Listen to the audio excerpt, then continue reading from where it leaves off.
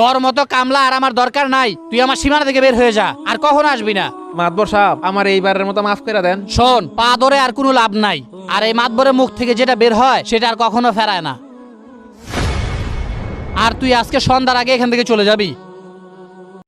এ বোরহান, তুই কাজ পালাইয়া কই যাস? জানি না কোথায় যাই, আর মাতবর আমারে বের করে দিছে। এখানে আর কোনোদিনও কাজ করা হবে না। কি বলতাছ এসব? তুই এনো কাম না করলে কই যাবি? তোর তো কোনো বাড়ি ঘর নাই। বাড়ি ঘর না থাকলে আর কি করার, মালিক বের করে দিলে কি আর থা যায়? তো এখন তুই কই যাবি? আমি আমার আল্লাহর কাছে যামু।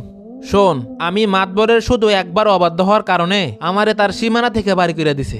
আর আমি তো প্রতিদিন আল্লাহ তাআলার অবাধ্য হইতাছি, তার কত না ফরমানি করতাছি। তিনি তো আমারে কখনো আলো বাতাস বন্ধ করে দেয় নাই। মাত্র একটা ভুলের লাগিয়া মাতবরের কাছে কত মিনতি করলাম, মাতবর মাফ করলো না। এখন তো এই দুনিয়াতে আমার আল্লাহ ছাড়া আর কেউ নাই। আর আল্লাহ তাআলার কাছে নাকি পাহাড় সমান গুনাহ নিয়ে গেলেও তিনি আকাশ সমান রহমত দ্বারা মাফ করে দিবেন।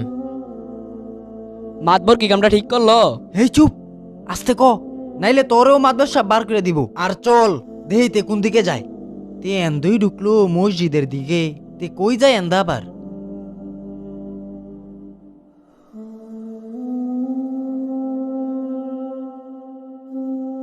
আরে তে তো নামাজ পড়তাছে, বালা কাজ হইতো করতাছে।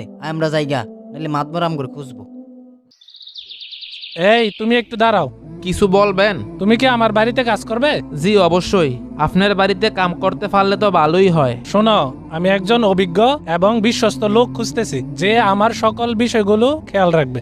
আপনি আমার কাজ দেখে 2-3 দিন পর সিদ্ধান্ত নিয়েন আমাকে রাখবেন কিনা। শোনো বোরহান, তুমি আজকে থেকে আর কাজ করা লাগবে না। তোমার কাজ দেখে আমি খুব খুশি। আলহামদুলিল্লাহ।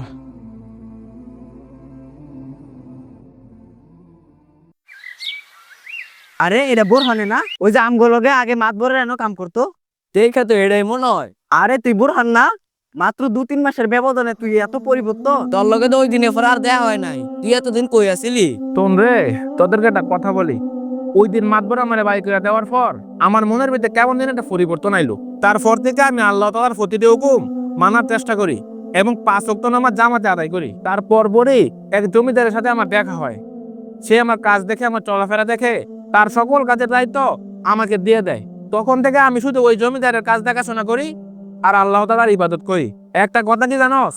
কেউ যখন আল্লাহ তাআলার ইবাদত করার জন্য সময় বের করার চেষ্টা করে, তখন আল্লাহ তাআলা তার ইবাদত করার জন্য অনেক সময় বের করে দেয়। আর কেউ যখন আল্লাহ তাআলার ইবাদত করতে